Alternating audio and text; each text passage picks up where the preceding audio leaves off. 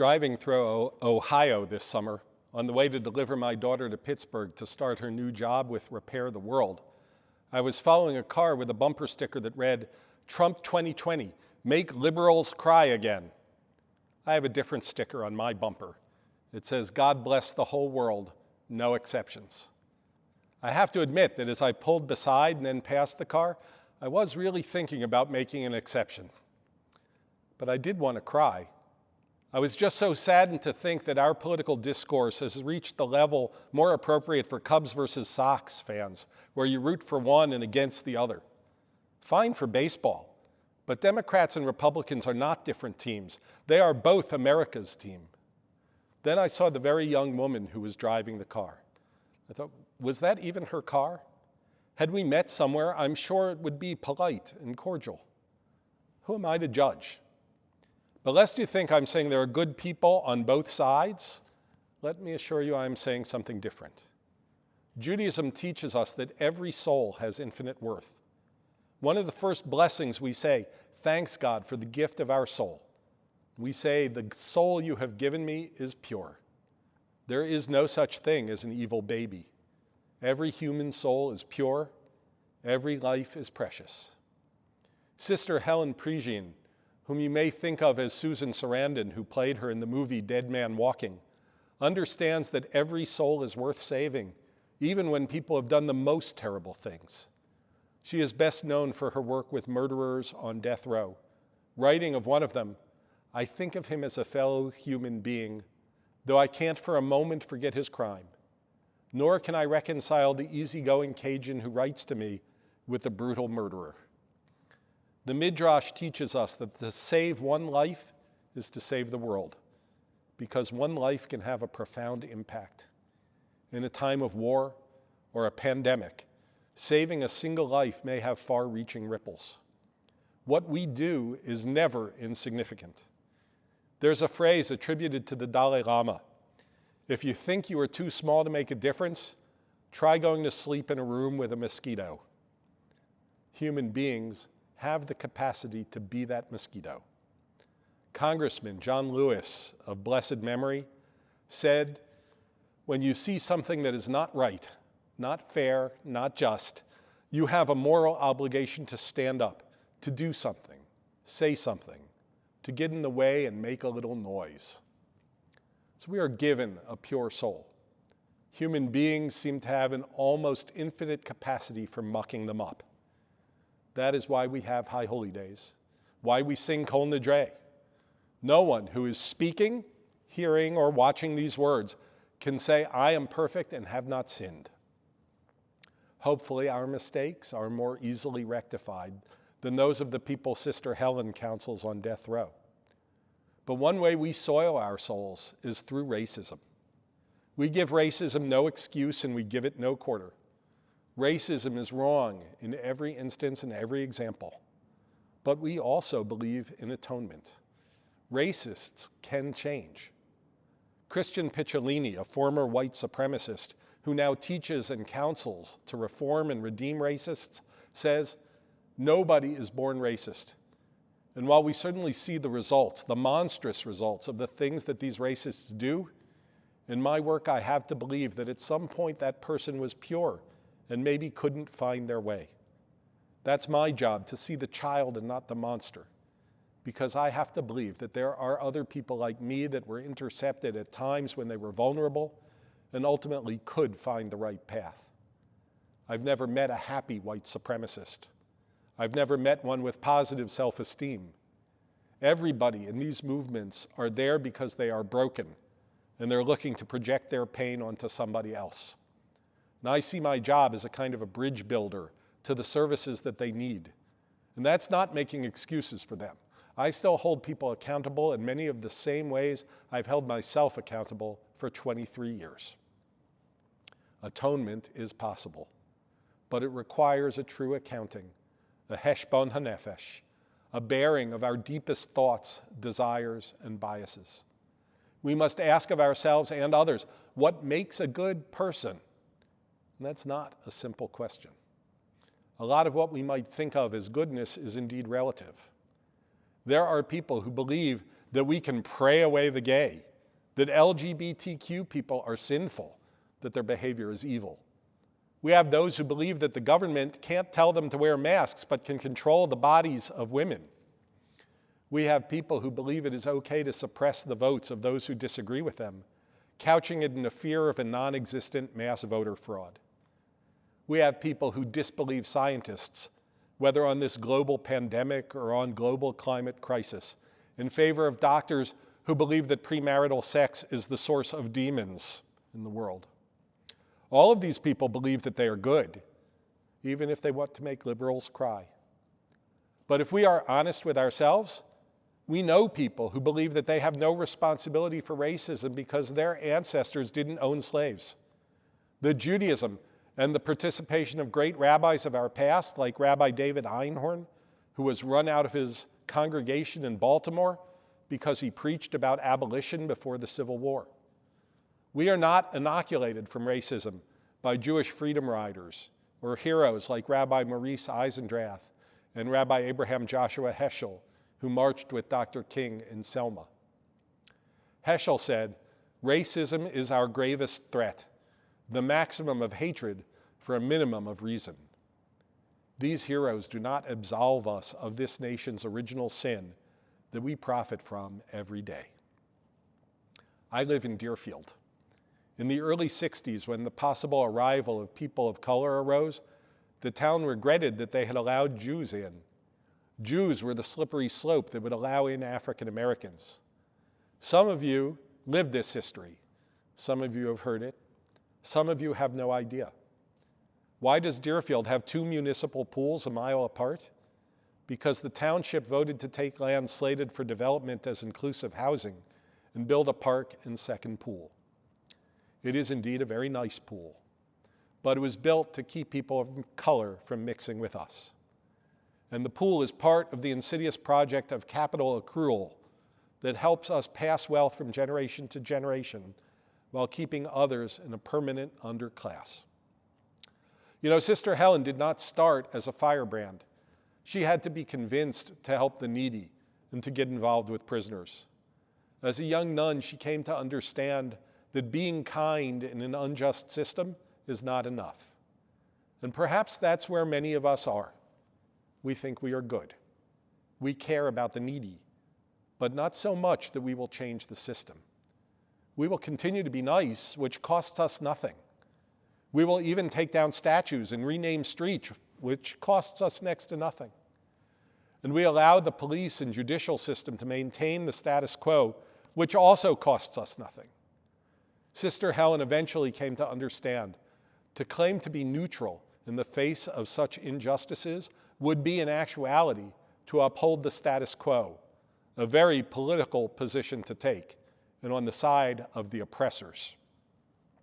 Maybe we don't do this deliberately, but racism is in the air we breathe. We can't see it, and yet we don't know what it would be like without it. When the air is polluted, we breathe it anyway, because it's the only air we have. No biological distinction exists between races. It is a social construct created to allow oppression. It is the very basis of the slave trade, that some human beings are more animal than human and can be bought and sold like cattle. Even after emancipation and a brief period of Reconstruction, race becomes the primary engine shaping housing, employment, access to capital, health care, food, and the criminal and civil justice systems. Those who appear white have been favored in every area. Even a name can make a difference. A recent study sent identical resumes to open jobs. The only difference was the name on the resume. The study shows that my cousin Stephen Platt will get a call for an interview, while my niece, Mishandra Washington, will not. As ridiculous as it is to judge people by their names, it is equally absurd to judge people by the presence or absence of melanin. I was talking with a legislator, someone I have known for years, who I like and support, about the release of nonviolent drug offenders from prison. This legislator told me she was fighting for more rehab beds so that drug offenders won't have to go to prison. But I pointed out that there's a double standard. If my daughter gets arrested for a drug offense, I don't accept that if there's no rehab bed, she should go to prison. It is one of our kids. We'll figure it out. And often what we figure is, they're just kids. Kids experiment. Kids do stupid things. She will grow out of it, just like we did. And for the most part, that's absolutely true. If it happens to be a kid with more melanin, we think that that kid must be put away. And as liberals, we may bemoan the fact, as our legislator did, that there aren't enough rehab beds. I don't doubt that we need more beds, but I suggest that we treat other people's children, including those with darker skin, the same way that we treat our own. I watched the light bulb light up over our legislator's head as she realized that she had been arguing for a racially biased system. Ta-Nehisi Coates writes, "And so we must imagine a new country. Reparations is the price we must pay to see ourselves squarely." We can learn something from Germany. Very few Germans believed that Jews were entitled to anything after the war. Only 5% of West Germans surveyed in 1952 reported feeling guilty about the Holocaust. And only 29% believed that Jews were owed restitution from the German people. The rest, the historian Tony Jute wrote, were divided between the 20% who thought that only people who really committed something were responsible and should pay, and the 21% who thought that the Jews themselves were partly responsible for what happened to them. West Germany ultimately agreed to pay Israel $7 billion in today's dollars. The Israeli historian Tom Segev writes, from 1953 to 1963, the reparations money funded about a third of the total investment in Israel's electrical system, which tripled its capacity, nearly half the total investment in the railways. Segev argues that the impact went far beyond that. Reparations had indisputable psychological and political importance for Israel, he writes. And it had powerful effects in Germany as well, helping Germany confront its own past, suggesting that this self-awareness has helped Germany to be successful economically and watchful and worried over anti-Semitism as it pops up. Similarly, it would be good for our country to wrestle with the question of reparations. An America that asks what it owes its most vulnerable citizens is improved and humane. An America that looks away is ignoring not just the sins of the past, but the sins of the present and of the future. Who should pay and who gets paid? How much? What form would reparations take? These things are all worthy of study and debate. For more than 30 years in every Congress, there has been a bill calling for a study of reparations and how they might be created and implemented. That bill has never reached the floor for discussion or a vote. Not necessarily individual payments are required. Reparations could be the creation of equitable systems. A loan fund, for example, to make it possible for people of color to actually get a normal mortgage at a normal rate. The money comes from our country, it goes to our country. In many ways, it's simply an infrastructure investment or an economic stimulus. As Pastor Jim Wallace said in a recent phone conference on race and religion in America, when we recognize that the common good is our own good, and that civil society, business, and government must work in concert and not in competition, then we can create a nation that is not only just, but sustainable. To become more self-aware is the goal of these holy days. Every year, we try to see a little more of who we are and a little more of the world, what we can do to change the world that is to the world that ought to be. All human beings should strive for the same thing, to make the world better for all who live in it. We have benefited from the system. We benefit from it regularly, even though most of our families were not here before the Civil War. We are complicit in a corrupt system, and it is long past time to create something new. Reparations and reconciliation are the path to living our dreams and aspirations, a community where all people are equal and have equal access to capital, to work, to homes, and are equal in the eyes of the law. Then will our lives be called good and our names be remembered for blessing. As we talk about the book of life on the holy days, and we look honestly in our hearts and souls, we see the words of Deuteronomy, the book of Devarim, that apply to us.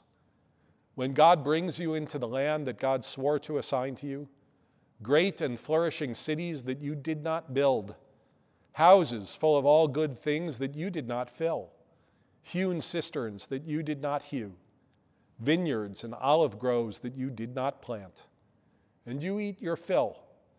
Take heed that you do not forget Adonai who freed you from the house of bondage. You know, that's exactly what happened to my grandfather. He arrived at Ellis Island in 1904 to a city he did not build. He had nothing and he worked hard. But my father, the first in his family to go to college, and I, almost all of us have benefited from generations of conquest, subjugation, and discrimination. Thurgood Marshall said, "We must dissent from indifference. We must dissent from the apathy. We must dissent from the fear, hatred, and mistrust. We must dissent because America can do better, because America has no choice but to do better. It is long past time for a long, hard look at ourselves. It is what the holy days call on us to do. We cannot close our eyes and look away. We recognize that God took us out of slavery, and we have a responsibility to those who build these cities and their wealth, to finally redeem them from slavery and injustice as well."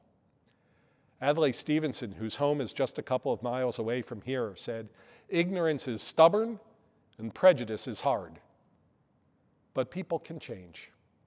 We don't have to root for making other people cry. Instead, we can all be on America's team. We can walk in God's way and live in God's image. As we resolve to be better people, we recognize that Heshbon HaNefesh, introspection, is not just for today. It's not just a cloud passing by, a dream swiftly forgotten. It is a lifelong process. It is not too late to make a difference. Ken Yehi Ratzon. May this be God's will. Amen.